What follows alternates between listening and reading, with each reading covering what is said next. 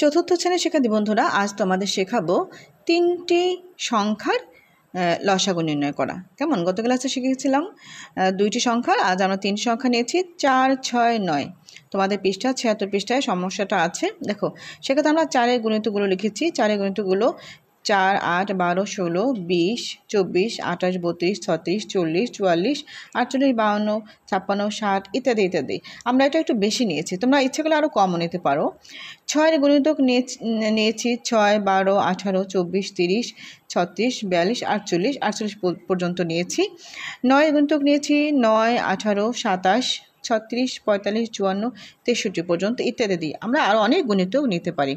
এখন এক্ষেত্রে আমরা দেখতে পাচ্ছি কোন সংখ্যাটি তিনটি সংখ্যার মধ্যে সাধারণ, আর কি সাধারণ গুণিতক। সাধারণ গুণিতক মানে কি তিনটি সংখ্যার মধ্যে আছে। সেক্ষেত্রে আমরা দেখতে পাচ্ছি এখানে 36 এবং 36, এছাড়া আর কোনো সাধারণ গুণিতক তিনটির মধ্যে নেই। তাহলে এই 36 যেহেতু সর্বপ্রথম সংখ্যা, আরও থাকবে, আমরা যদি আরও অনেক গুণিতক বের করি থাকতে পারে। তার সেক্ষেত্রে আমরা সর্বপ্রথমটা যেটা নিয়েছি সাধারণ গুণিতক, আর এটাই সবচেয়ে ছোট। আরও যদি থাকে সেটা বড় সংখ্যা হবে। তাহলে আমরা লিখতে পারি 4, 6 ও 9-এর লঘিষ্ঠ সাধারণ গুণিতক বা লসাগু হলো 36। উত্তর 36। ধন্যবাদ।